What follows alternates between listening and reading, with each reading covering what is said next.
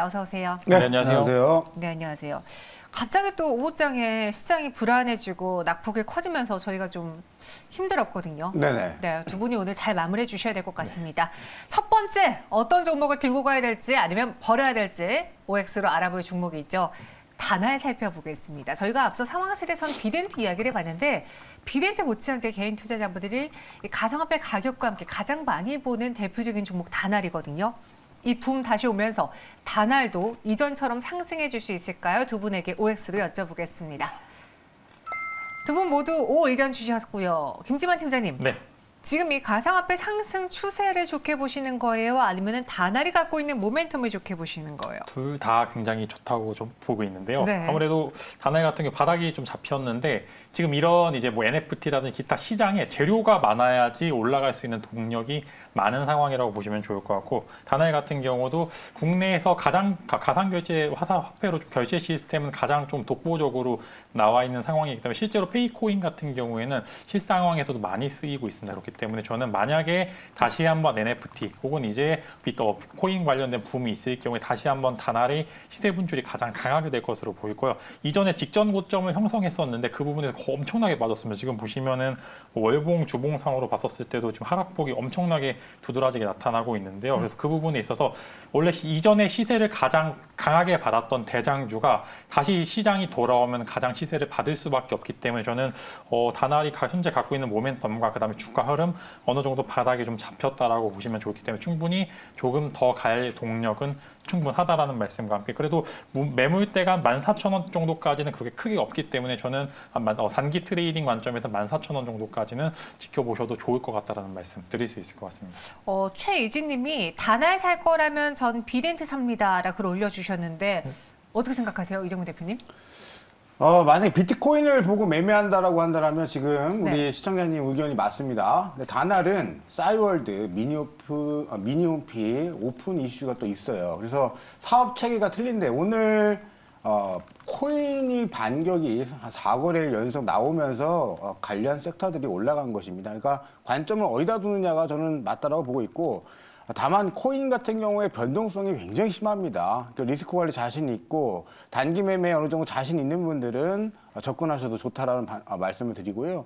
기본적으로 저는 단알 5 말씀드렸지만은 반등 시 물량을 축소해야 된다, 매도다 이렇게 말씀드립니다. 네, 오늘은 들고 가되 매도해야 한다라고 이야기해 주셨습니다. 이어서 두 번째는 앞서 또 수급파이터에서 나온 SK바이오팜도 두 분에게 여쭤보도록 하죠. 흑자 전환 실적으로 보여줬습니다. 저희가 최근에 실적이 답이다라는 그 키워드를 가지고 여러 종목을 소개해 드렸는데 SK바이오팜도 그 안에서 기대해봐도 좋을 만한 종목일지 암흑기 걷어낼까요? OX로 의견 주시죠. 네, 걷어낼 수 있을 것이다라고 했습니다. SK바이오팜. 실적도 기대가 되고 그리고 앞으로 갖고 있는 파이프라인 때문에 또 우리가 기대를 걸어봐도 되지 않을까 이런 이야기가 있던데요. 네, 매출 4천억 돌파해서 지금 최대 실적 달성 이슈가 나왔습니다. 다만 시장이요 지금 어렵습니다. 그러니까 반등을 줄 때 저는 역시 빠져나와야 된다는 관점이고요. 자꾸 부정적인 의견들에서 죄송한데 우리가 넉넉고 이런 이슈들만 따라다니면서 매매하다가는 큰 코 다칠 수 있고요. 기본적으로 최대 실적이 달성이 됐지만 매출 4천억 원 달성한 기업의 시가총액이 아직도 6조 7천억입니다. 너무 아직도 고평가되어 있다는 얘기고 파이프라인 가지고 있고 장기 성장성 좋아요. 근데 주가가 차트 한번 보시면 지속적으로 우하향을 그리다가 낙폭 과대해서 지금 반격이 스리슬쩍 올라온 상황입니다. 모든 이평선이 역배열인 상황이고 반등을 줬을 때 빠져나와야 되는 상황이 맞아요. 지금 현재 시장을 어떤 선도하고 있는 섹터가 바이오라고 하기에는 다소 부진한 생각을 저는 하고 있고 반격 시에 저는 비중 축소다. 기본적으로 현재 바닥권에서 튕겨 올라오는 섹터들은 20일 이동평균선 근처까지만을 단기 목표치로 두고 올라오면 매도해서 현금 확보가 맞는 전략이다 이렇게 말씀을 드리고 싶네요. 이 역시도 오지만 올라오게 되면은 그때 조금씩 매도를 하자, 현금 확보를 하자. 오늘 조금 조심스러우시네요. 시장이 굉장히 별로입니다. 별로인데 이 한 템포를 잘 이겨내셔야 돼요. 이겨내면 재차 쌍바닥 주는 자리가 나옵니다. 그래서 지금 욕심을 매우 내는 자리가 아니라 갖고 있는 포트폴리오를 반등 시에 현금 확보를 해서 조정을 한 후에 네. 현금이 있어야 2차 조정이 나왔을 때 추가 매수를 하든 신규 매수를 할 수 있는 거예요. 지금 말 나온 김에 덧붙여 말씀을 드리면 네. 메타죠. 구 페이스북입니다. 주가 하락 이후에 반격 또한 반격이 지금 못 나오고 있어요. 이거는 미증시가 우리에게 주는 경고장입니다. 절대 이 경고를 무시해서는 안 되고요. 이미 미국 시장이 기술주가 흔들리기 시작했어요. 기술주가 흔들리는데 바이오랑 무슨 상관이 할 수 있지만 기술주가 흔들리면서 시장이 무너지면 전체 업종으로 이게 확산됩니다. 이번 하락 조정에서 보셨을 겁니다. 주가 빠질 때는 장사 없다라는 거. 뭐든지 어떤 업종, 어떤 종목이든 간에 리스크 관리에 만전을 기하자 말씀드리고 싶네요. 알겠습니다. 그리고 SK바이오팜과 함께 오늘 SK바이오사이언스에 대해서도 추가적으로 여쭤볼게요. 조금 전에 나온 속보로 식약처에서 SK바이오사이언스가 제조한 노바백스 코로나 백신 84만 회분 출하를 승인했다라고 합니다. 이제 내일 백신이 도입되고 이달 중에 미접종자를 대상으로 접종 추진한다고 하는데 노바백스 효과를 SK바이오사이언스가 볼 수 있을까요? 일단 이 소식이 나왔음에도 불구하고 아직 음봉이에요. 네. 어떻게 생각하십니까? 저는 바이오사이언스 정말 좋은 기업이라고 보거든요. 정말 좋고 정말 좋은가? 다만 근데 모멘텀 자체가 백신 혹은 이제 노바백스 관련주로만 엮여 있기 때문에 굉장히 지지부진한 흐름을 보여주고 지금 어제에서 이제 SK바이오사이언스 실적이 나왔는데 정말 역대 최다 실적도 나왔고 굉장히 좋은 모습을 보여주고 있는데도 불구하고 주가는 지지부진한 모습을 보여주고 있고요. 이제 PER 같은 경우에 삼성바이오로직스가 이제 거의 100대입니다. PBR 100인데 SK바이오사이언스 26, 27 이렇게 왔다 갔다 하고 있는데 그만큼 돈 잘 버는 기업인데도 불구하고 뭐 예를 들어서 삼성바이오로직스에 쫓아간다는 뭐 그런 이제 공식은 없겠지만 그래도 너무 시장에서 저평가를 많이 보고 있다. 왜냐하면 노바백스 백신 혹은 빼면은 시장에서 별거 없네라는 그런 이제 좀 뉘앙스 혹은 이제 그런 관념이 잡혀 있기 때문에 주가 좀 지지부진한 모습을 보여줄 수 있을 것 같고 실제로 지금 보시면은 SK바이오사이언스 공매도 거래량이 계속적으로 늘고 있습니다. 이제 매매 거래량도 계속적으로 늘고 있기 때문에 저는 사실 이게 쇼커버 들어오면은 굉장히 주가 탄력성은 강하게 날 수밖에 없고 현재 주가에서 사실 더 빠질 상황은 없기 때문에 저는 SK바이오사이언스 충분히 좋은 기업이 지금 4차 백신 접종 거기에 추가적으로 노바백스 출하됐기 때문에 분명히 이제 mRNA 관련된 이슈 때문에 접종이 좀 꺼리셨던 분들은 충분히 접종을 받으실 수 있을 것 같고 제로 또한 자체 백신도 충분히 갖고 있기 때문에 저는 신규 매수도 충분히 가능한 자리라고 좀 말씀을 드릴 수 있을 것 같습니다. 네, 은님이 좋은 기업이면 뭐 하나요? 주가는 그걸 반영하지 못하는데 라고 적어주셨습니다. 아마 많은 투자자분들이 이렇게 생각하셨을 텐데요. 이제부터는 재평가를 받으면서 올라올 때가 됐다. 그 정도의 가격까지 내려왔다라고 이야기했으니까요. SK바이오사이언스 조금 더 기다려보겠습니다. 그럼 마지막으로 인터파크 OX 여쭤볼게요. 리오프닝주가 살아나고 있고 인터파크가 오늘 장중에 20% 가깝게 기관 투자자들의 매수 속에 상승했는데 수혜주, 리오프닝 수혜주 두 분으로는 선택하시겠습니까? 안 하시겠습니까? OX 의견 주시죠. 네. OX 나뉘어졌고요. 오늘 처음으로 의견이 갈렸습니다. 이정민 대표님은 네. 인터파크가 부정적인 거예요? 리오프닝주가 부정적인 겁니까? 첫 번째 시장이 부정적이고요. 리오프닝은 네. 시장이 어렵다 보니까 갖다 붙인 명분에 불과합니다. 자 보세요. 코로나 이슈 지나고 오미크론 이슈 나오면서 10,000명 돌파하면서 진단키트 관련주가 이제서야 3만 명 돌파하면서 강세를 보였죠. 그 전에는 미동도 없었습니다. 이 얘기는 뭐냐면 반반이라는 얘기예요. 그러니까 지금 현실적으로 이 격리된 상황이 해제가 되고 우리도 위드 코로나로 진행하게 된다면 주가 상승이 나오는 것이 저는 충분히 명분이 있다라고 봅니다. 그러나 낙폭 과대에 따른 기술적 반격으로만 보셔야지 리오프닝 사실 뭐 하나투어, 모두투어, 노랑풍선, 세중 이런 관련 기업들이 일시적으로 파바박 하고 올라왔지만 우리가 면밀하게 한번 봐야 됩니다. 지금 시장에서 10만 명을 이야기하고 있습니다. 과연 10만 명이 가고 있는데 우리가 네. 위드 코로나를 단행을 한 것도 아닌 상황에서 리오프닝 주식을 단순히 리오프닝이라는 이유만으로 주가 상승의 명분을 갖다 줄 수 있을 것인가? 저는 아니라고 봐요. 아니면은 차라리 백신 관련주, 예를 들어서 뭐 일동제약이라던가 기존의 진단 키트 관련 섹터들이 무너지면서 리오프닝 관련주들이 움직인다면 저는 적극 관심 있게 보셔도 좋다. 그러나 이미 반격이 나왔고 지금 들어가는 것은 위험합니다. 가지고 있는 분들이 몫인 거고 아직은 우리 정부가 어떻게 대응할지 여부를 좀 더 봐야 됩니다. 지금 오미크론 확진자 수가 심상치가 않아요. 물론 답답하고 짜증나는 상황이지만 결국 문제 해결이 될 때까지는 우리도 좀 관망하는 것이 맞다 이렇게 보여집니다. 네, 지금 리오프닝은 시장 하락으로 인해서 생겨난 어떻게 보면은 반짝 상승하는 종목일 수 있기 때문에 인터파크 매도하겠다라고 해주셨고요. 김진만 팀장님은 가져가겠다라는 의견입니다. 네.